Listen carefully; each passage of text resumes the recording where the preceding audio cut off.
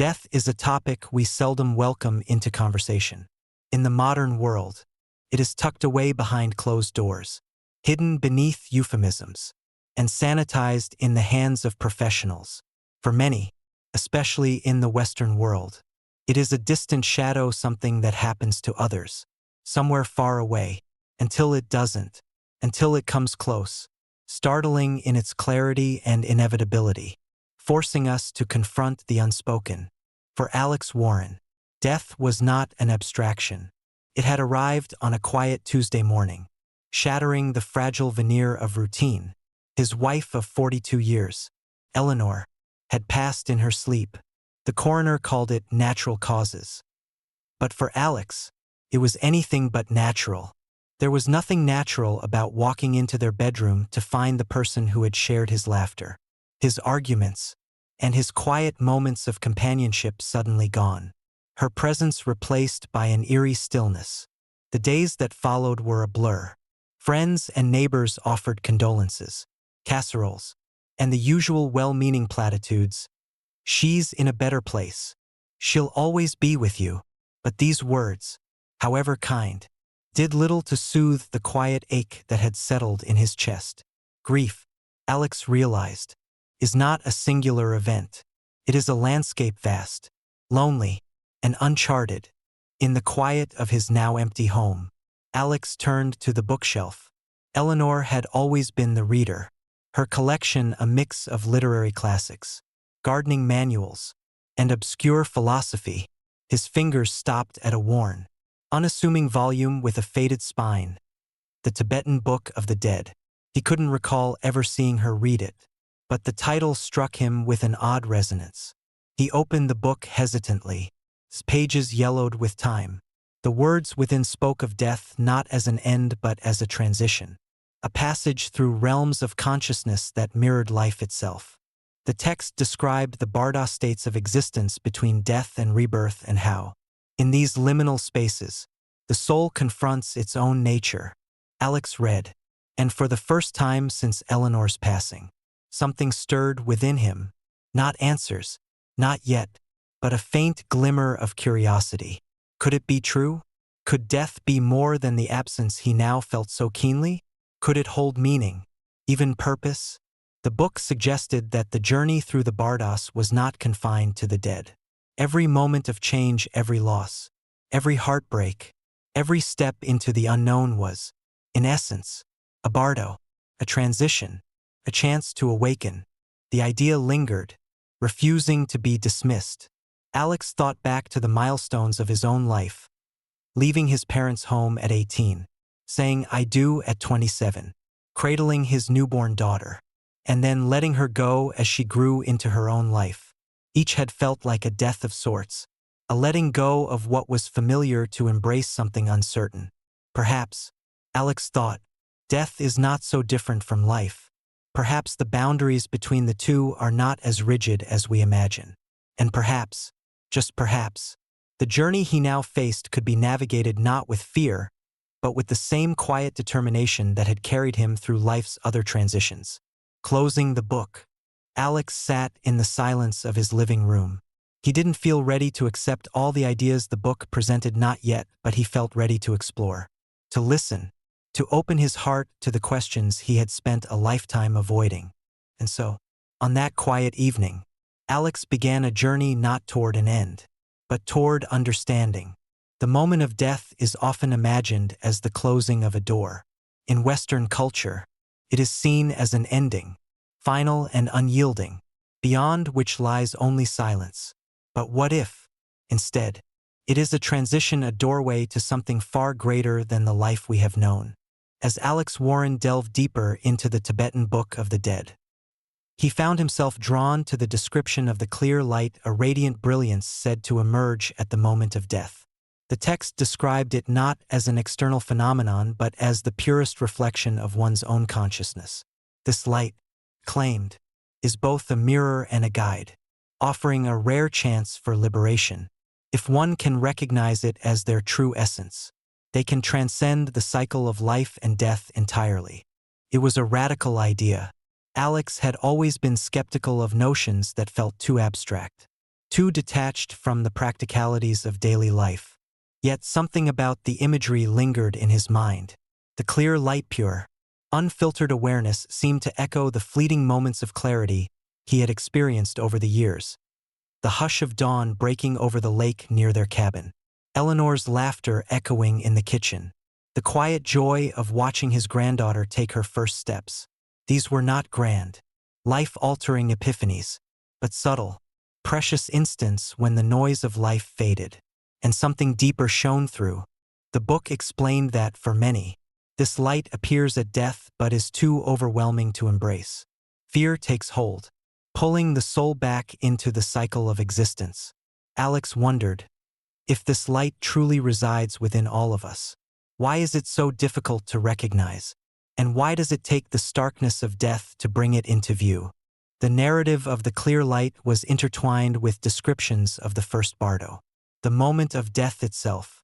Tibetan teachings depicted it as a fleeting window where the soul is untethered from the physical body, offered a glimpse of ultimate reality. It is not a moment of judgment or punishment, as many Western traditions suggest, but one of profound opportunity, a chance to see life as it truly is, stripped of illusions. Alex found this perspective strangely comforting. It painted death not as a void but as a continuation of the journey, one where clarity and liberation were possible. Yet it also carried a warning: without preparation, the brilliance of the clear light can feel alien, even terrifying. Those who fail to recognize it as their own essence retreat into confusion, setting the stage for further cycles of suffering. This struck a chord with Alex. He thought of the moments in his own life when he had turned away from the truth, times when fear or pride had clouded his vision. Was it any different in death? The book seemed to suggest otherwise. The patterns we cultivate in life, our capacity for awareness, compassion, and courage are the very tools we carry with us into the unknown. As he sat in the dim light of his living room, Alex tried to imagine the moment of his own death. Would he see the clear light? Would he recognize it? Or would his own doubts obscure its radiance? The thought was unsettling, yet it also felt strangely liberating. For the first time, Alex began to see death not as something to fear but as a teacher, a guide illuminating the path to understanding. The teachings of the first Bardo offered more than philosophical musings. They carried practical implications. If the clear light was a reflection of one's own mind, then learning to recognize it was a skill, something that could be cultivated through daily practice. Tibetan masters had spent lifetimes preparing for this moment, not by clinging to life but by embracing its impermanence. They trained their minds to see through illusions, to find clarity in the midst of chaos. Alex began to wonder, could he do the same? Could he, even at his age, begin to cultivate the kind of awareness that would prepare him for what lay ahead? The book suggested that it was not too late. Each moment, claimed, is an opportunity to awaken, to peel back the layers of distraction and see the light within. As the night deepened, Alex closed the book and stepped outside. The air was cool, and the stars stretched endlessly above him. For the first time in months, he felt a sense of peace, not because he had found all the answers, but because he was learning to ask the questions. In the stillness of that moment, Alex understood what the teachings had been trying to convey. Death is not a wall. It is a threshold, and like any threshold, it demands not fear but courage, not certainty but openness. With each breath, each step, he was beginning to prepare not just for the end, but for the journey beyond it. Life has a way of unearthing what we bury. Our fears, our desires, our regrets, they have a curious way of surfacing when we least expect them. It is said that in death, this unveiling becomes inevitable. The Tibetan Book of the Dead describes this stage as the second Bardo, the realm of visions, where the mind's deepest truths are laid bare in vivid, sometimes startling clarity. For Alex Warren, the idea was both fascinating and unsettling. In the quiet of his days, he had grown used to the tidy compartments he had created for his emotions. Grief belonged to the evenings when he sat alone in Eleanor's chair. Regret crept in with the smell of her old perfume. and fear visited only in the dark hours before dawn. But the second Bardo painted a different picture. It spoke of a place where these emotions could no longer be compartmentalized, a theater of the soul where every hidden part of the self comes alive. The book described two types of visions, the peaceful and the wrathful. The peaceful visions, luminous and serene, reflect the mind's highest qualities: compassion, wisdom, and clarity. The wrathful visions, fierce and chaotic, are mirrors of unresolved fears, anger, and attachments. These visions are not external forces, the text insisted, but projections of one's own consciousness. Alex found himself thinking back to a recurring dream he'd had in the weeks after Eleanor's passing. In it, he was standing at the edge of a vast ocean. The waves were calm at first, their rhythm soothing, almost musical, but as he stared into the water, the waves grew restless, rising higher and crashing louder. Out of the depths emerged faces, some familiar, some strange, all calling his name. Some were kind and reassuring. Others stared with an intensity that made him uneasy. He always woke before the dream resolved, his heart pounding, the images lingering like shadows. Reading about the second Bardo, Alex couldn't help but see the parallels. The text suggested that these visions, whether in dreams or in death, were not to be feared. They were invitations to face the self without filters, to see every part of one's being for what it truly was. The peaceful visions were reminders of our potential for enlightenment. The wrathful ones were challenges, urging us to confront what we had avoided. But the book also issued a warning. Failing to recognize these visions as projections of one's own mind could lead to confusion and fear. The peaceful deities might be mistaken for saviors, the wrathful ones for enemies. Both were illusions, the text cautioned, and clinging to them only prolonged the journey through the bardos. As Alex read, he began to understand the teachings on a deeper level. The second Bardo was not merely a mystical concept. It was a reflection of life itself. How often had he mistaken his own emotions for external forces? How many times had he blamed circumstances or others for feelings that were, in truth, his own creation? He thought of his relationship with Eleanor. Their 42 years together had been a mosaic of joy and struggle, love and misunderstanding. There were moments when her laughter had been a balm for his soul, and others when her silence had felt like a chasm he couldn't cross. Now, in the stillness of her absence, he saw those moments more clearly. The times he had felt unloved or unseen were not failures of her affection but reflections of his own insecurities. The second Bardo urged him to confront these truths not with judgment, but with compassion. It was not about erasing the past but understanding it, embracing it, and, ultimately, letting it go. The book described the wrathful visions in vivid detail: fiery figures with blazing eyes, roaring beasts with sharp claws, and storms that seemed to tear the very fabric of reality. These images, it said, were not punishments but opportunities. They represented the parts of the mind we fear most: anger, jealousy, guilt, but also the potential for transformation. To face them without retreating was to find freedom. Alex closed the book and sat quietly, his thoughts drifting to the people in his life. His daughter, who had called less frequently since Eleanor's passing, her voice tinged with guilt she wouldn't name.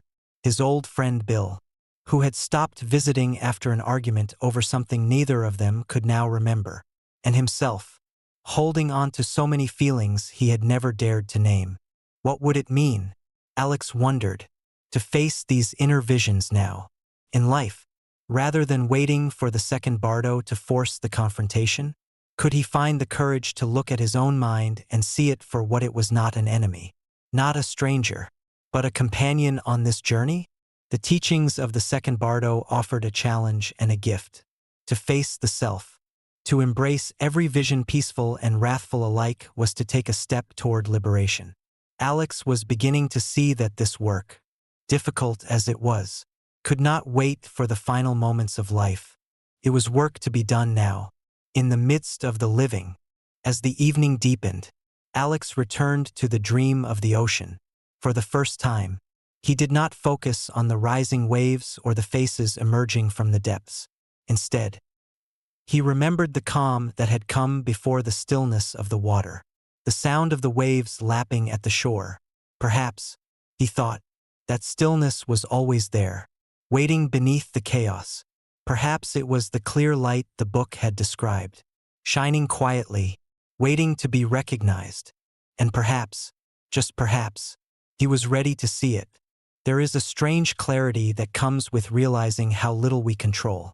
Life, for all its plans and routines, unfolds with an unpredictability that humbles even the most prepared.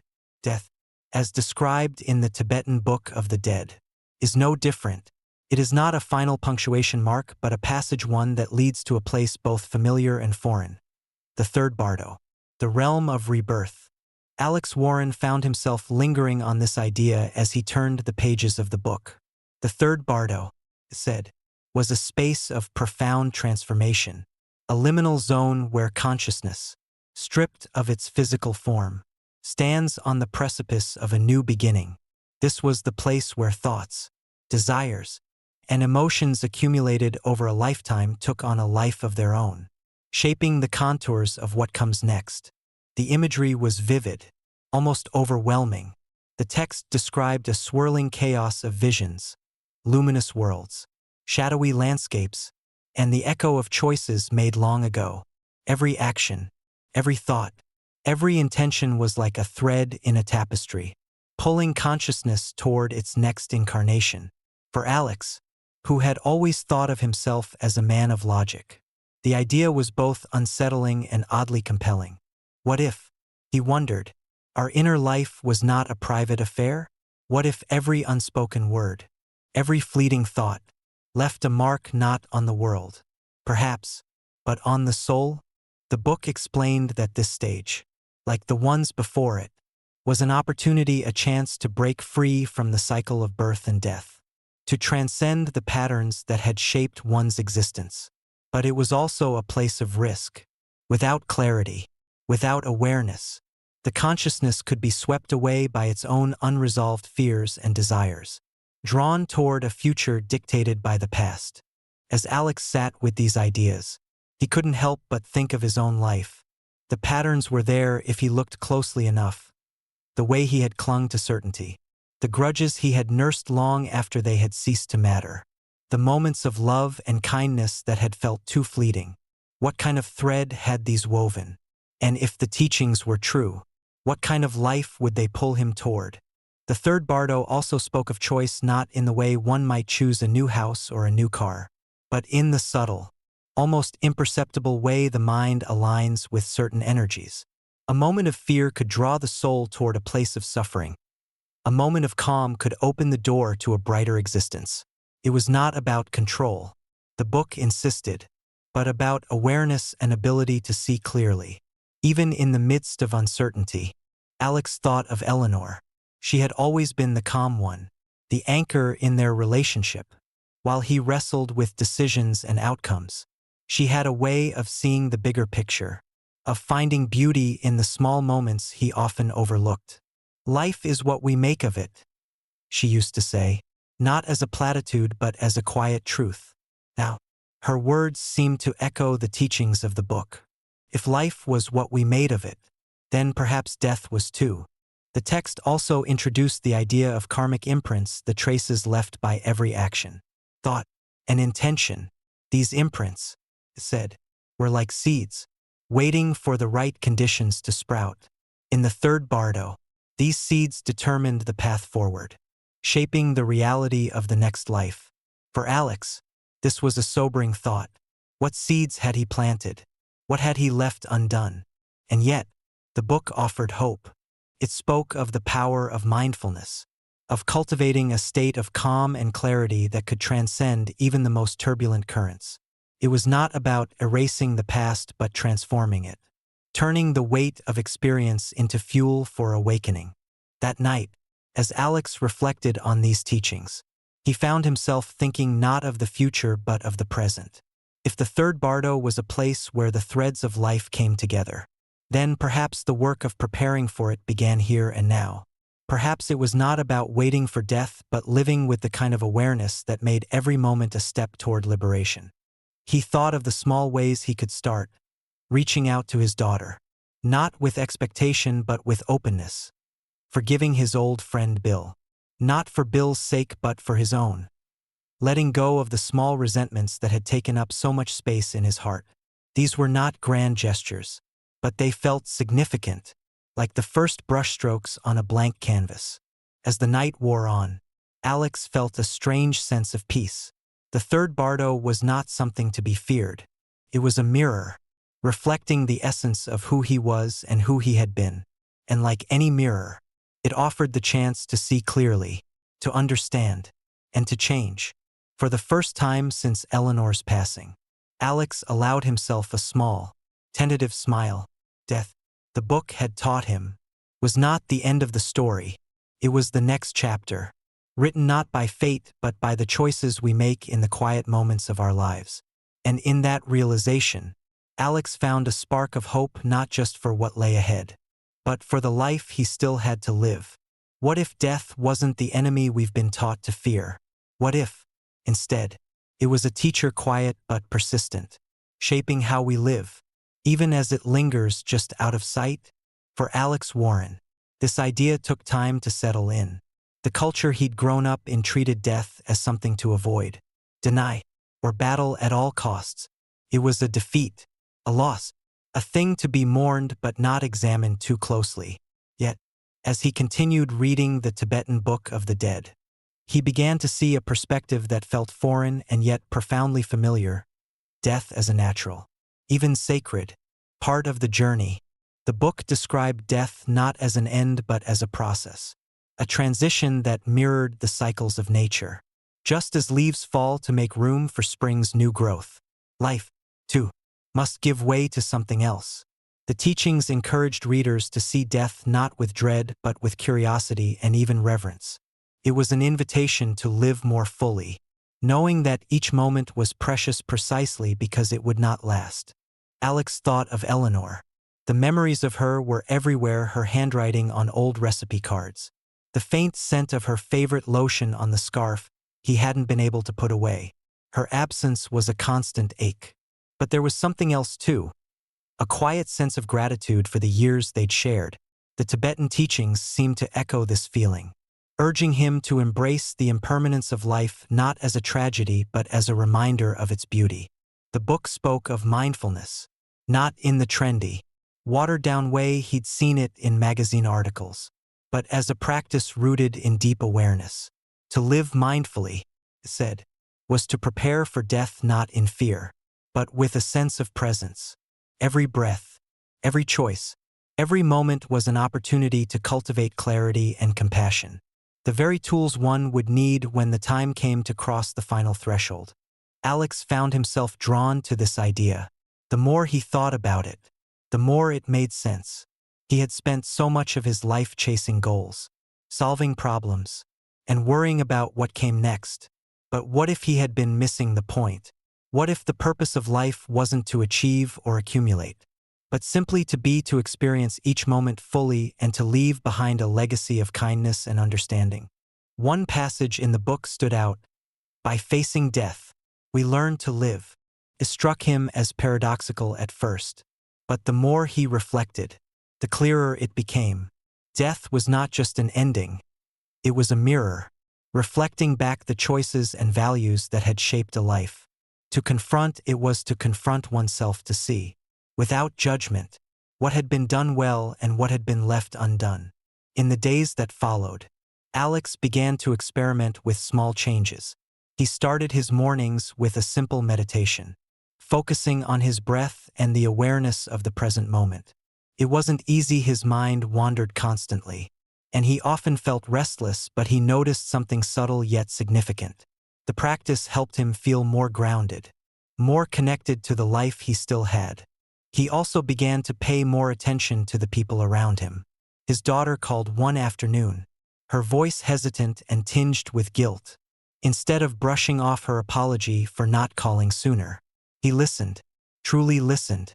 When she asked how he was doing, he spoke honestly, telling her about the book and the new perspective it had given him. To his surprise, she didn't dismiss it. Instead, they talked for hours, their conversation deeper and more open than it had been in years. The teachings also inspired Alex to mend old rifts. One evening, he picked up the phone and called Bill, his old friend. The conversation was awkward at first, neither of them quite sure how to bridge the gap that years of silence had created. But as they talked, something shifted. The argument that had driven them apart felt trivial now. A relic of lives lived too fast and too defensively. By the end of the call, Alex felt a lightness he hadn't expected. The book described death as the great equalizer, a truth that stripped away the superficial and left only what mattered. It was a reminder that the things we hold on to, grudges, fears, regrets, are often the very things that weigh us down.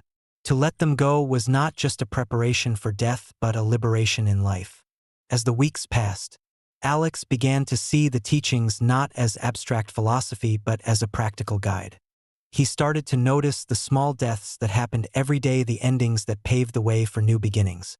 The last leaf falling from the oak tree in his yard, the closing of a chapter in a book, the fading of the day's light into the quiet embrace of night.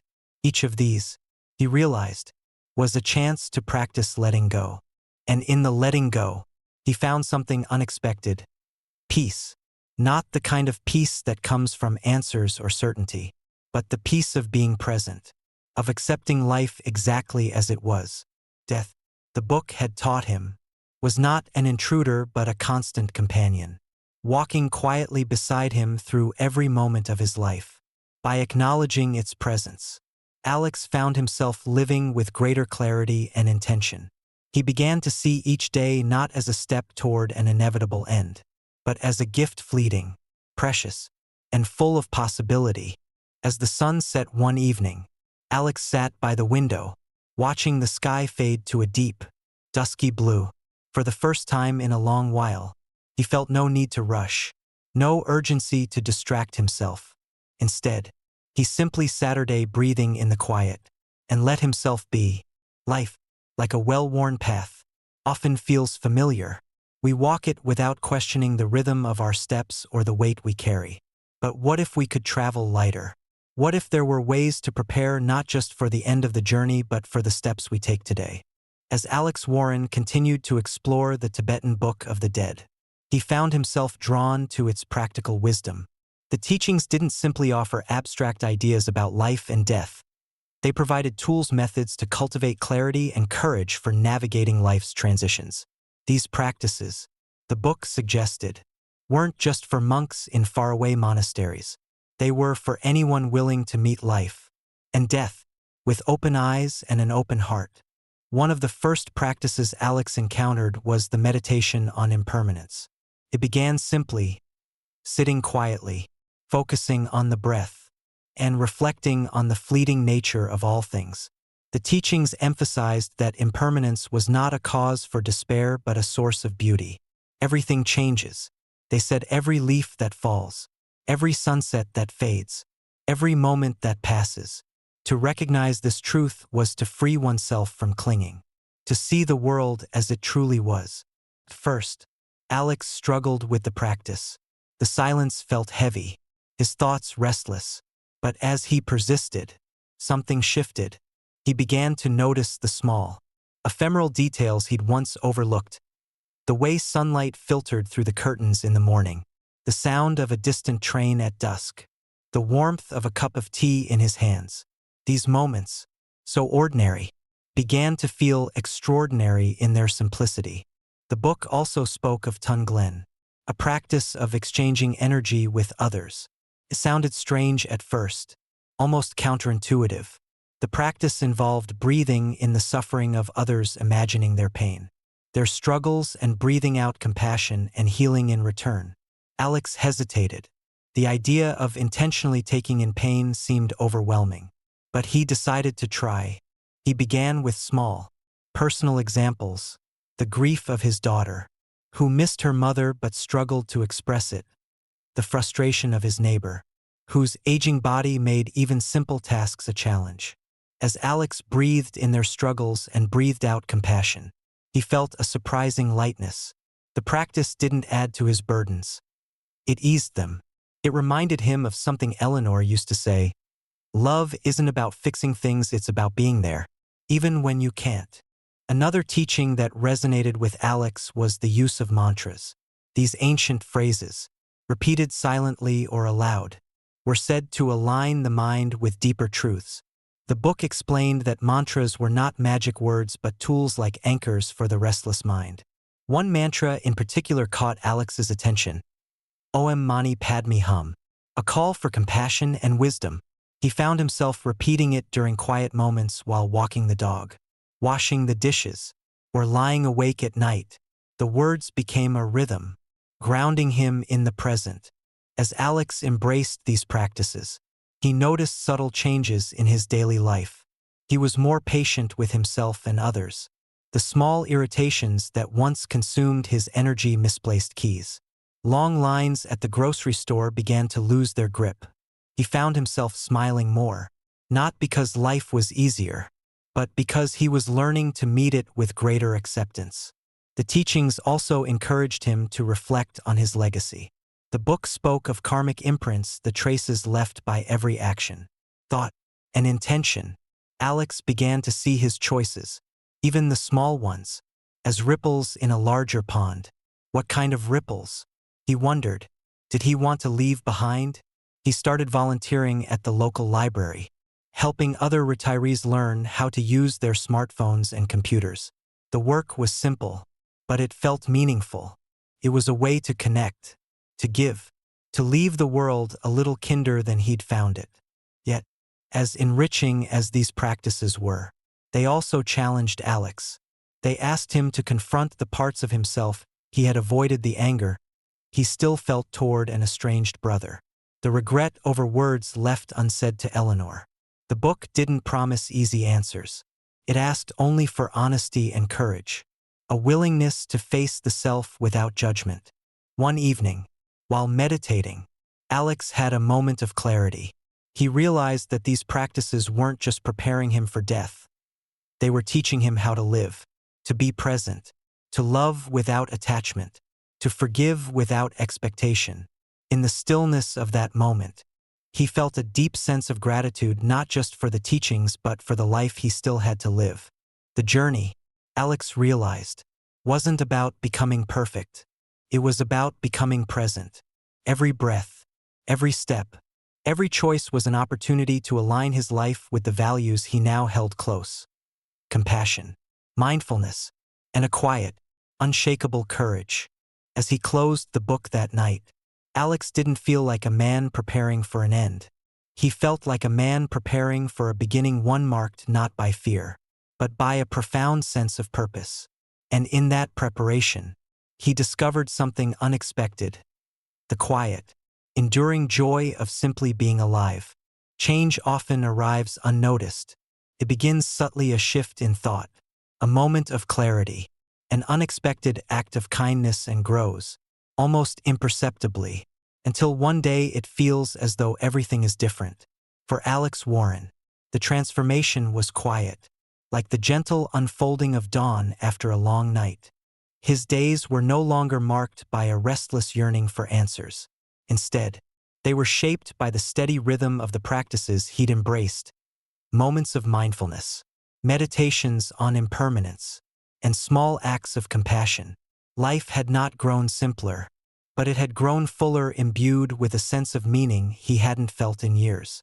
It was during one of his daily walks that Alex noticed the change most profoundly. The path he followed wound through the park near his home, a familiar route shaded by ancient oak trees. On this particular morning, the world seemed unusually vivid. The sunlight filtering through the leaves cast intricate patterns on the ground. The chirping of birds created a soft symphony, and the air carried the faint, earthy scent of autumn. Alex paused, struck by the beauty of it all. He realized then that it wasn't the world that had changed, it was him. His awareness, sharpened by months of practice, now allowed him to see what had always been there. The ordinary had become extraordinary. Not because it was different, but because he was finally present enough to notice. This newfound presence extended beyond his walks. In conversations with his daughter, Alex listened more deeply, letting go of the need to fix or advise. With his neighbors, he offered help without hesitation or expectation. Even in solitude, he found a peace that had once eluded him, a sense of being at home in his own company. But transformation is rarely without challenge. One evening, as Alex sifted through an old box of letters and photographs, he came across a picture of his younger brother, Michael. The image stirred a flood of memories, shared childhood adventures, petty squabbles, and the long estrangement that had followed an argument neither of them could now fully recall. Alex felt a familiar pang of regret. For years, he had avoided thinking about Michael, convincing himself it was too late to repair what had been broken.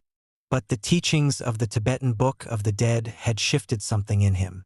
The book spoke of the importance of resolving attachments and letting go of grudges, not for the other person's sake but for one's own liberation. That night, Alex made a decision. He picked up the phone and dialed Michael's number, his heart pounding as he listened to the ringing on the other end. When Michael answered, his voice cautious but curious, Alex took a deep breath and spoke from the heart. He apologized not with excuses or justifications but with genuine sincerity. To his surprise, Michael responded in kind, their conversation unfolding with a warmth that had long been absent. It wasn't a perfect reconciliation. There were years of silence to bridge, old wounds to heal, but it was a beginning, and for Alex, that was enough. The act of reaching out, of opening a door that had been closed for so long, felt like a liberation, a release from the weight he hadn't realized he'd been carrying.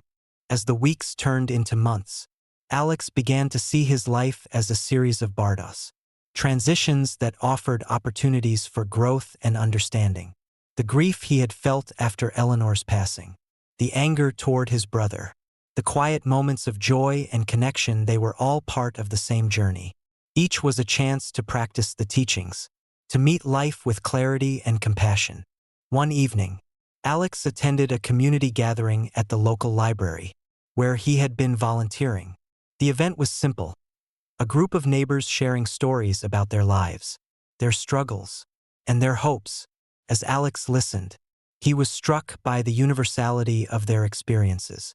Though the details differed, the themes were the same: love and loss, fear and resilience, the search for meaning in a world that often felt uncertain. When it was his turn to speak, Alex shared a brief reflection on what he had learned. Life, he said, his voice steady but soft, is a series of moments, each one fleeting but precious. We spend so much time worrying about the future or clinging to the past that we forget to live in the present. But it's in the present where we find everything that truly matters. The room fell silent as his words hung in the air. It wasn't a profound revelation. Alex knew. It was something simple, something they all likely understood on some level. But in that moment, it felt true, an offering from one traveler to another. As the evening drew to a close, Alex walked home under a canopy of stars. The night was cool, the kind that hinted at the changing seasons. He felt a quiet contentment, not because his life was without challenges, but because he had learned how to meet them with presence, with intention, and with a heart that was slowly, steadily opening. In the end, transformation, Alex realized, was not about becoming someone new. It was about uncovering the essence of who you already were, hidden beneath the noise of daily life. And in that quiet, he found a sense of freedom, not from life's uncertainties, but within them. The quiet moments often hold the deepest truths. Sitting by the window one evening, Alex Warren watched as the last rays of sunlight painted the sky in streaks of gold and amber. He wasn't thinking about the past or the future, just this moment, fleeting and vivid. In the stillness, he felt a sense of clarity that had been growing within him, slow and steady, like the unfolding of a flower. Life had not become perfect or predictable, but that no longer mattered.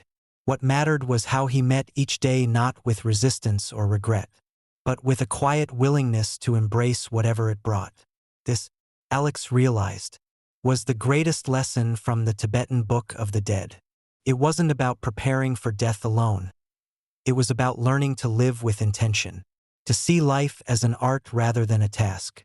The book's teachings had become woven into the fabric of his daily life. He meditated each morning, not to escape the world but to ground himself in it. He repeated mantras during moments of doubt, their rhythmic simplicity reminding him to return to the present. And he carried the practice of Tunglen, breathing in the struggles of others and breathing out compassion with him wherever he went.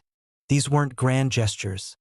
They were small, steady acts of mindfulness, yet they transformed the way Alex experienced the world. The aches of his aging body no longer felt like enemies but gentle reminders of life's impermanence. The worries that once consumed him had softened, their sharp edges dulled by perspective. Even the grief he carried for Eleanor had changed. It was no longer a weight pressing down on him but a quiet presence, a reminder of the love they had shared. Alex began to see his life not as a series of losses but as a tapestry woven from both joy and sorrow. Each thread, whether bright or dark, added depth and meaning. He thought of his daughter and the bond they had rekindled, the shared laughter and tears that had brought them closer. He thought of his brother Michael, the long-overdue phone call that had begun to heal a rift he'd thought was unbridgeable. These connections, fragile yet resilient, became the heart of his days. The teachings of the bardos had also reshaped how Alex saw the future. He no longer feared the unknown. He welcomed it. Death, the book taught, was not a shadow to be avoided but a transition to be met with clarity and grace. And while Alex didn't claim to understand all its mysteries, he felt ready to face it not as an end, but as part of a journey that had always been unfolding. One afternoon, Alex volunteered to read a passage from the Tibetan Book of the Dead at the library's mindfulness group. The words, ancient yet timeless, resonated deeply. By recognizing the clear light of awareness, you realize your own true nature. You see that you are not separate from the vastness of existence but part of its boundless radiance. As he read, Alex looked around the room. The faces of his neighbors, weathered and kind, reflected the same mixture of curiosity and vulnerability he had once felt. When he finished, there was a pause, followed by quiet nods of understanding. It wasn't about agreeing or disagreeing with the text, it was about the shared recognition that life, in all its complexity, was worth meeting with an open heart. That evening, as Alex walked home, he reflected on how far he had come. The man he had been a year ago grieving, restless, and unsure felt like a distant memory. He was still Alex, still flawed, still human, but he was also something more. A man who had learned to live with presence, who had found a way to face life's uncertainties with grace.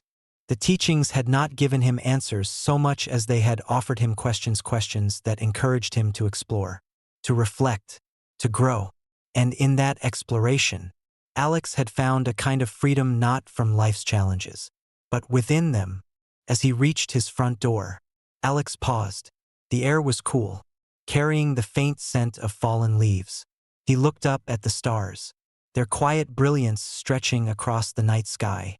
Life, he thought, was much the same, vast, mysterious, and infinitely precious. For the first time in a long while, Alex didn't feel the need to understand it all. He didn't need certainty or control.